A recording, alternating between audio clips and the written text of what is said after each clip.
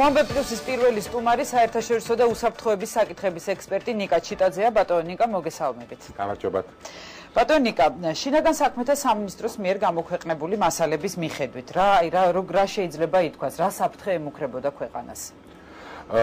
ჩემი აზრით, ამ შემთხვევაში ექსტრემისტული დაჯგუფებების მიზანი იყო პოლიტიკური დესტაბილიზაცია ქვეყანაში და ამ შემთხვევაში შეიქმნებოდა გარკვეული ხელსაყრელი წინაპირობა იმისთვის, რომ მოხდარიყო სამოქალაქო დაპირისპირება და რა თქმა უნდა, ამ შემთხვევაში ამას ყველაფერს მოყვებოდა საქართველოს დასუსტება, ბუნებრივია, მას ყველაფერს მოყვებოდა ისევ და ისევ რუსული მასმედიის საშუალებით, ესე იგი დამატებითი დეზინფორმაციის გავრცელება იმასთან დაკავშირებით, როგორ იყენებს ხელისუფლება ძალას მშვიდობიან მომიტინგეების წინააღმდეგ, საკუთარი ხალხის წინააღმდეგ, ანუ ესე იგი რამდენიმე მიმართულებით იყო ეს ყველაფერი გათვლილი. დესტაბილიზაცია, ბუნებრივია, ასევე ამ შემთხვევაში უკვე რუსეთს მიეცემდა საშუალება გაევრცელებდა დეზინფორმაცია, რასაც ჰქონდა ადგილი მოგეხსენებათ ამ ეგრეთ წოდებული აქციების დასაწყისში, როდესაც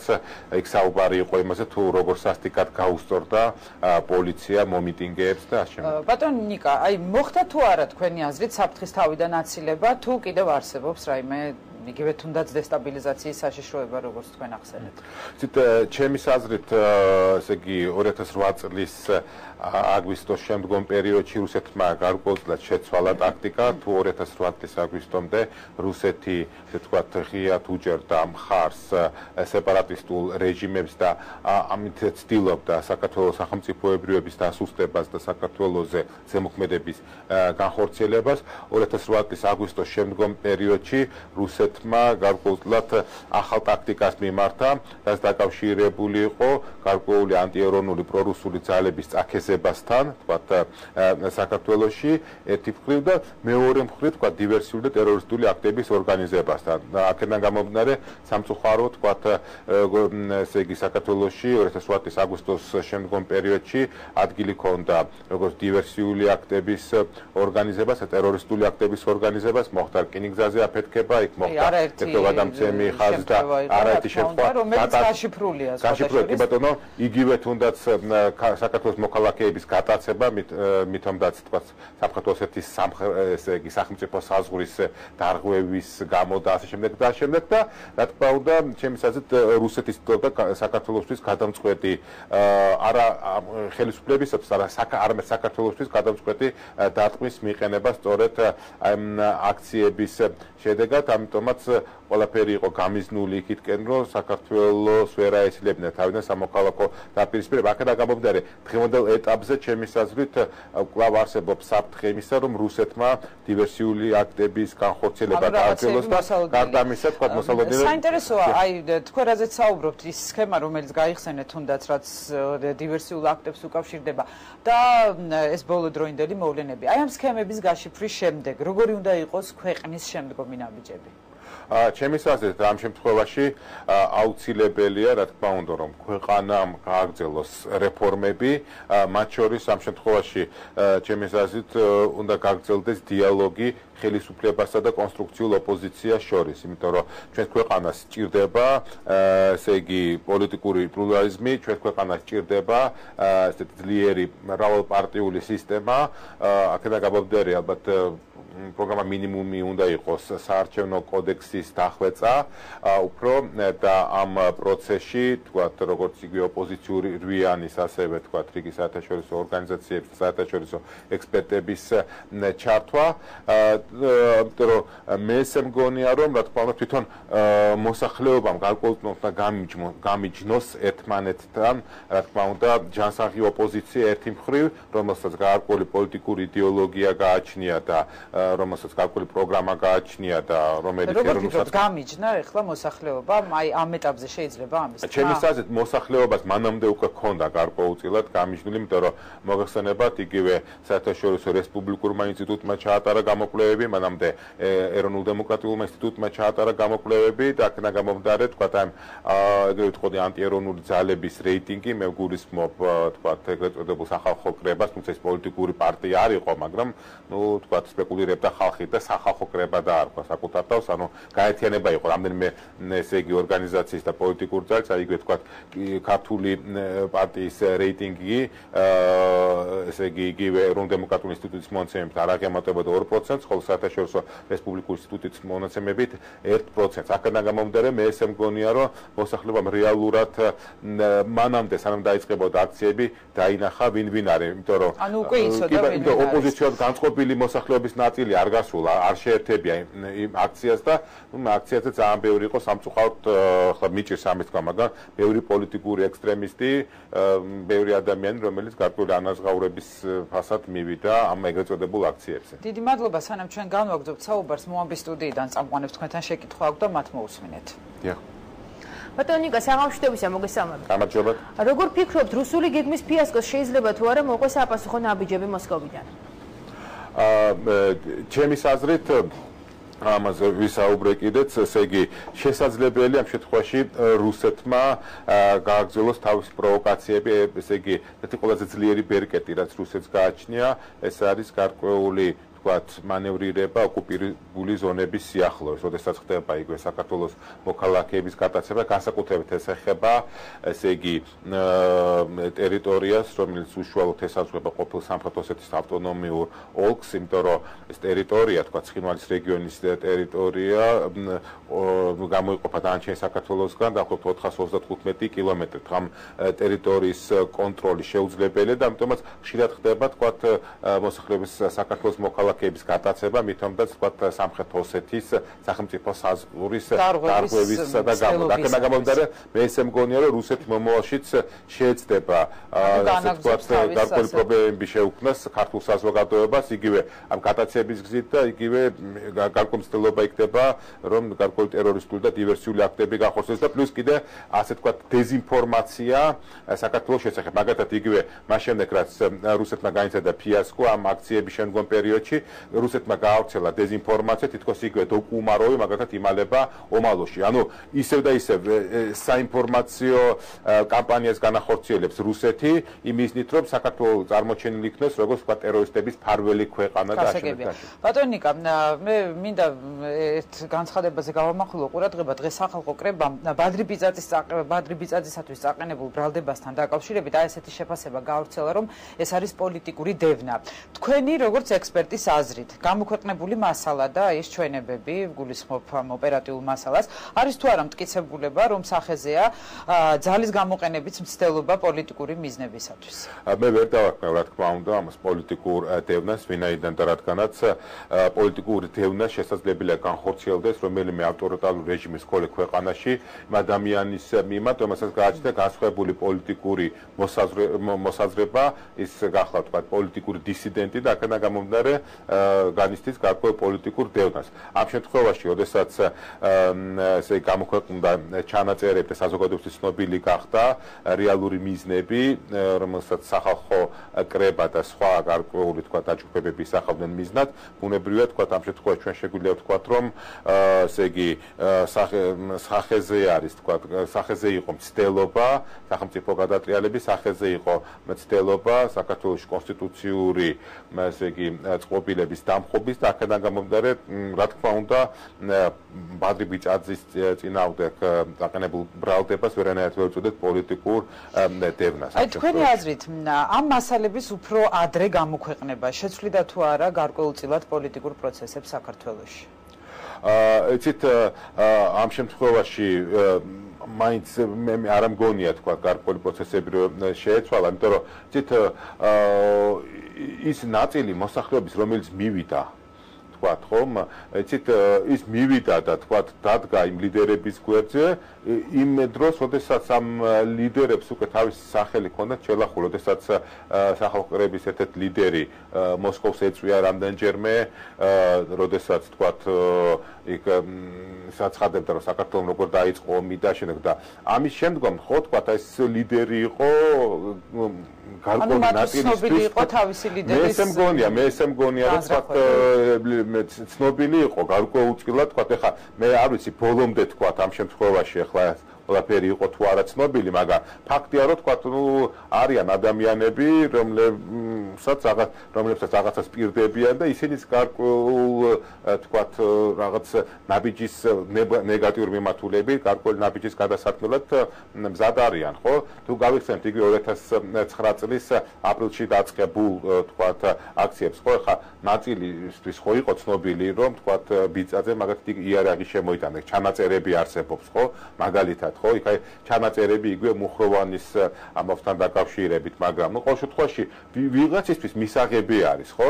საზოგადოების დიდი ნაწილისთვის, რა თქმა უნდა, უმრავლესობისთვის არ არის ეს მისაღები, მათ შორის ოპოზიციად განწყობილი, ესე იგი, მოსახლეობისთვის არ არის ეს მისაღები, მაგრამ ვიღაცისთვის თქვა მისაღები არის, თქვა ეს კანდიდატურა, თქვა ამ ლიდერების, იმიტომ რომ თვითონაც ისეთი არის, მე ესე მგონი და ამიტომაც ის ადამიანი მივიდა, ამიტომაც არ ამგონია ცით რომ შეცვლილი იყო სიტუაციები, და ამ შემთხვევაში აქციების დროს, განაცხადებდნენ ლიდერები, რომ ეს არის ტყუილი, როგორ უგონებენ ტყუილებს, მონტაჟი და ასე შემდეგ და ასე შემდეგ.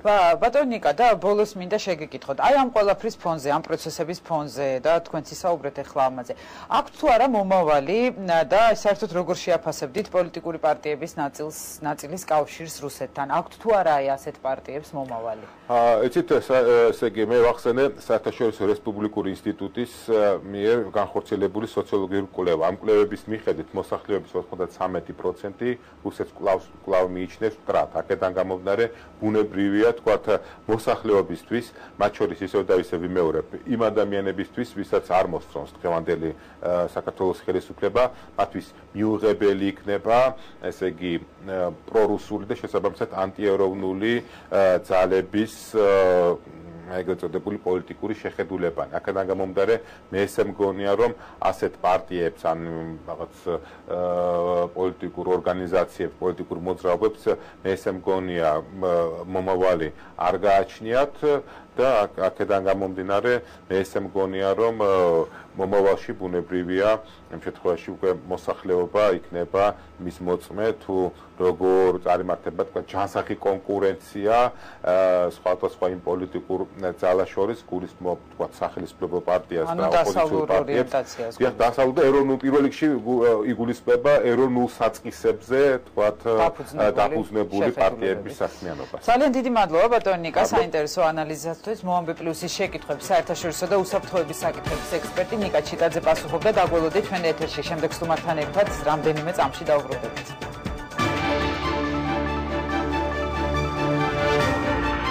ჩვენ ვაანალიზებთ ფაქტებს. მთავარ მოვლენებს მოამბესთან და პლუს იმ ადამიანებთან ერთად, ვინც ამ მოვლენებს ქმნის. ისინი არიან პირველები და პასუხობენ პირველის კითხვებს. მოამბე პლუსი, მოამბესთან ერთად.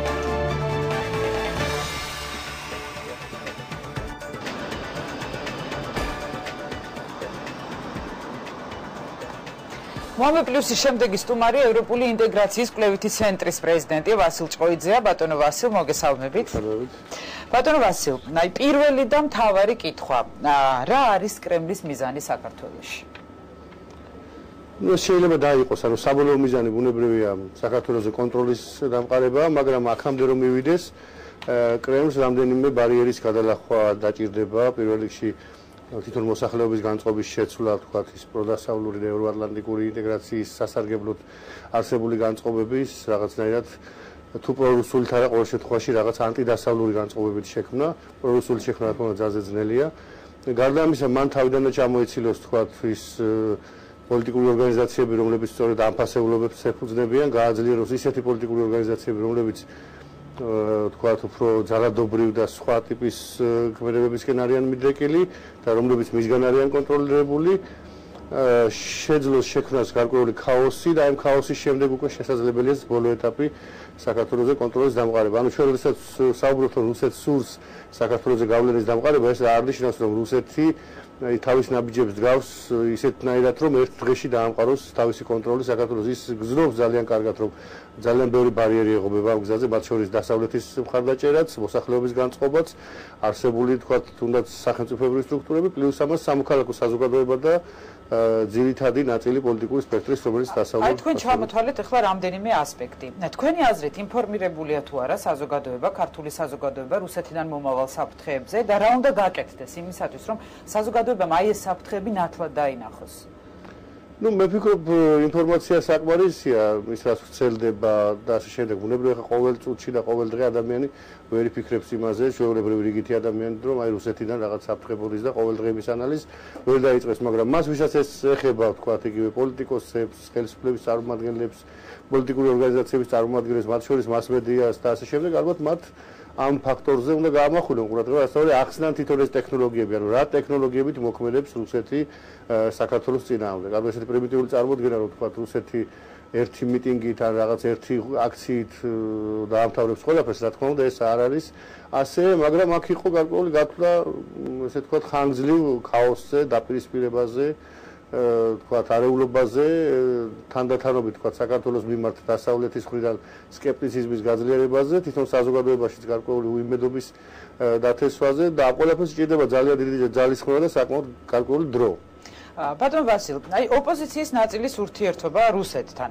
რა საფრთხეს წარმოადგენს ქვეყნისთვის? წარმოადგენს თუ არა საერთოდ ეს რაიმე საფრთხეს? ბუნებრივია წარმოადგენს ურთიერთობა რუსეთთან დღეს გულისხმობთ ხა რუსეთში არიან ისეთი ძალები რომლებიც მაგალითად თუნდაც ამ მიტინგის ორგანიზატორებს აკრიტიკებენ დღეს ანუ დემოკრატიული ძალები რომლებიც კარგად ხედავენ რომ ამ ყველაფერში დღევანდელი მართველი ელიტის ხელი ურევია მაგრამ ისინი აკრიტიკებენ მათ იმის შემდეგ რაც მათი აზრით მარცხით დასრულდა გარკვეული გეგმა არა ამ კატეგორიას არ გულისხმობ ასეც იყო რა თქმა უნდა გულგატეხილების კატეგორიას არ გულისხმობ მე გულისხმობ იმ ადამიანებს რუსეთში და ესეთი არც ისეთ ცოტაა და საკმაოდ ღირსეული ადამიანები არიან რომლებიც თქვათ აღიარებენ აი ღირებულებებს რასაც უწოდებენ დასავლურ ღირებულებებს ადამიანის უფლებებს ქვეყნის სუვერენიტეტის ხელშეუხებლობას და ასე შემდეგ და მე ისე თქვა მიდოდა ასე როგორც რუსეთთან ურთიერთობა თუ კი ეს ურთიერთობა ვითარდება სწორედ ამ პიროვნებების ორგანიზაციების თუ ჯგუფების თქვა დასახლებლად ეს ძალიან კარგია და მისასალმებელია ბუნებრივია რუსეთში არსებობს დემოკრატიული ოპოზიცია არსებობენ ცალკეული დისიდენტები ჩემი კითხვა უბრალოდ მეორე ასპექტში ეხებოდა მე გულისხმობ კრემლის ინტერესებს და ასე შემდეგ აი ოპოზიციის ნაწილის ურთიერთობა ანუ იგივე ამ ინტერესების გარკვეულწილად პროპაგანდა წარმოადგენს თუ არა ქვეყნისათვის საფრთხეს ну პროპაგანდა თავისთავად ალბათ საქართველოს საზოგადოებაში ფეხს ვერ მოიკიდებს იმიტომ ჩვენ საკმაოდ განათლებული საზოგადოება ყავს პროპაგანდა არა მაგრამ ურთიერთობა საკმაოდ საშიშია თქვათ იგივე მართველ ძალასთან ჯერ ერთი შიდა პროპაგანდაში დახმარება ანუ როდესაც დგეხარ აღლუმზე პუტინთან ერთად საქართველოს ერთ-ერთი თქვათ საკმაოდ ესეთი წოდიანი ფიგურა ამით ფაქტიურად ამართლებ რუსეთის მოსახლეობის თვალში საქართველოს წინააღმდეგ მათი ხელისუფლების მიერ გატარებულ პოლიტიკას ანუ ამით ჩვენ რას ვეუბნებთ რომ იცით მართალია ვლადიმერ ვლადიმიროვიჩი საქართველოს რომ თავს დაესხა ხომ ხედავთ იქ სააკაშვილი გვიშლის ხელს თორემ აგერ მათი ერთ-ერთი დიდი ლიდერი ჩამოვიდა და ჩვენთან ერთად აღლუმზე დგას და ნუ ასეთი მომენტები ანუ ასეთი მომენტებით ჩვენ არა მარტო საქართველოს ეს უკვე ცოტა გლობალური პრობლემა მარტო საქართველოს კი არ უფუჭებთ საქმეთ ამით ჩვენ დარტყმას ვაყენებთ რუსეთში დემოკრატიულ პროცესებსაც და ბუნებრივია ამით გარკვეულწილად დარტყმას ვაყენებთ ზოგადად დასავლურ ინტერესებს როგორც საქართველოში ასევე რუსეთში თქვენ კი ახსენეთ მაგრამ მე მაინც მინდა დავაზუსტო რამდენად რეალურია საერთოდ რუსული ინტერესების გატარება საქართველოში თუნდაც იმ შემთხვევაში თუ კრემლს ყავს გარკვეული პოლიტიკური დასაყრდენი გარკვეულ წრეებში იცი ნორმალურ ვითარებაში ეს მაგალითად მე არ შევაშფოთებდა იმიტომ რომ თვითონ რუსეთის მიმართ განწყობა მისი პოლიტიკა საქართველოს მიმართ და დღევანდელი რუსული პოლიტიკური ელიტის მენტალიტეტი არ იძლევა იმის საფუძველს რომ ვინმე ეს შეცვალოს მათ დამის ასარგებლად ეს განწყობა. რა პარტიაც არ უნდა იყოს მასი დასაყრდენი. უბრალოდ საშუალებას წარმოადგენს ის რომ აი ეს პარტიები თუ ჯგუფები და სხვადასხვა პიროვნებები შესაძლოა და როგორც ჩანს ამეცკენ არის ორიენტირებული რუსეთი რომ გამოიყენოს ვითარების დესტაბილიზაციისთვის. კი, მაგრამ აი ამ პარტიებს, რომელზეც თქვენ საუბრობთ და ყავს თუ არა დასაყრდენი საზოგადოებაში, ანუ საკმარისია თუ არა რუსეთისთვის ამ შემთხვევაში მხოლოდ პოლიტიკური დასაყრდენის არსებობა. მაისის ბოლოს აქციებმა აჩვენა, რომ ასეთ ძალებს არ ყავთ დასაყრდენი, ფართო დასაყრდენი საზოგადოებაში, მაგრამ თქვათ 200-ეული ადამიანი ან 300-ეული ადამიანი საკმარისია იმისთვის, რომ პროვოკაცია მოაწყო, რაღაც შეტაკება მოაწყო, ან თუნდაც იმიტაცია მოაწყო რაღაცა არეულობის და ამით მიაყენო ზიანი სახელმწიფოს ინტერესებს. ისე რომ ამ ხრივ გარკვეული ანუ რა არის პოლიტიკური პროცესსაც შენიღბული მე ფაქტიურად ეს ვერ უწოდებ ამას რომ ეს პოლიტიკური აქცია იყო რომელიც მე დამთავრდა ძალოვანებთან შეჯახებით ეს თავიდანვე იყო სპეცოპერაცია ნუ ახლა რუსეთის თავარ ვთქვათ ვისიც გნებავთ უგნებავთ ორგანიზატორების სახელი უწოდოთ მაგრამ 21 მაისიდან 26 მაისის ღამემდე ეს იყო სპეცოპერაცია რომლის ამოცანაც სწორედ ეს იყო რომ მომხდარიყო შეტაკება ძალოვანებსა და მომიტინგეებს შორის რომელიც ძალოვანებზე თითქმის არანაკლებ შეიარაღებული და მომზადებულები იყვნენ ამ შეტაკებისათვის ისე რომ აი ასეთი მცირე ჯგუფებიც კი საკმარისია იმის რომ გარკვეული დესტაბილიზაცია თუ მათ მივცემთ საშუალებას რომ მათი ქმედება შენიღბონ როგორც რაღაც პოლიტიკური მანიფესტაცია ან პოლიტიკური ესე იმიტომ რომ მე ვერ ვიხსენებ ყოველ შემთხვევაში ძალიან ბევრი მიტინგი მინახია მე ყოფილი ვარ ბევრი მიტინგის მონაწილე მაგრამ ვერ ვიხსენებ ყველაზე მწვავე და ესეთი მიტინგსაც კი სადაც მანიფესტანტების უდიდესი ნაწილი გამოსული ყოფილიყო ხელკეტებით მიტინგის ჩასატარებლად. ესეთი რამე მე არ მახსოვს და ამიტომ ამას არ შეიძლება ჩვენ ვუწოდოთ მიტინგი თუნდაც ან რაღაც მანიფესტაცია. ეს იყო ჩვეულებრივი დაგეგმილი ესეთი სპეცოპერაცია. ძალიან დიდი მადლობა სტუდიას თქვენთანაც აქვს შეკითხვა წამყვანებს, მომბის წამყვანებს და მათ მოусმინეთ. ბატონო ვასილ საღამოშვიდობის. საღამოშვიდობის. ბატონო ვასილ, თქვენ საუბრობდით, რომ კრემლის საბოლოო მიზანი არის საქართველოზე კონტროლის დამყარება. თქვენი აზრით, იყო თუ არა ბოლო დროინდელ პროცესებში მოსკოვის უფრო აქტიურად ჩარევის საშიშროება და რა შედეგებამდე მიიყვანდა ეს ქვეყანას? უფრო აქტიურად ჩარევის საშუალება მოსკოვს არ მისცა სწორედ საზოგადოებამ, რადგან ჩვენ საუბრობთ, ანუ ქართულ საზოგადოებამ რა თქმა უნდა. აი ამ აქციას რომ უფრო მეტი მასშტაბი ქონოდა, შეტაკებაც ალბათ უფრო დაგუფარა ღმერთმა და უფრო ესეთი იმას მიიღებდა, რაც თავად ეს დროში შეიძლება გაწელილიყო და ამას კიდევ უფრო მეტი არეულობა მოყოლოდა, გაუგებრობა, ქაოსი, ედგარი ეგზალტაცია ამ აგრესიის ორივე მხრიდან და შესაძლოა უფრო მეტი თქვათ ვიზუალურობა შექმნილიყო იმისა, რომ საქართველოში არის ქაოსი.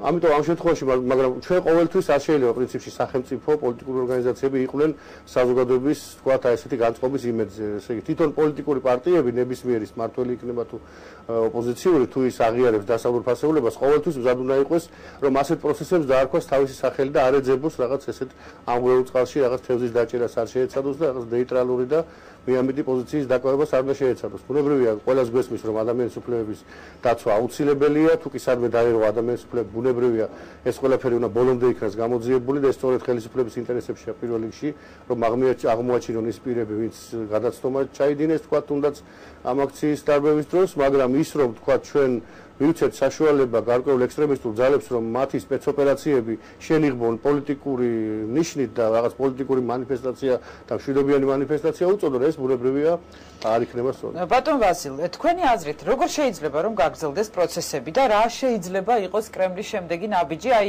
იმედგაცრუების შემდეგ რომელსაც ისინი არც კი მალავენ და თქვენ მოისმინეთ რა თქმა უნდა მათი განცხადებები, მაღალჩინოსნების განცხადებები დაიწყებს თუ არა რუსეთი ახალი დასახლებების ქართული პოლიტიკურ წრეებში. თავარი მოქმედი პირები, ვინც ამას ყველაფერს უწევენ კოორდინაციას, ისინი რა თქმა უნდა არ იქნებიან ძალიან იმედგაცრუებულები, უბრალოდ მათ მოსინჯეს ერთი ვერსია.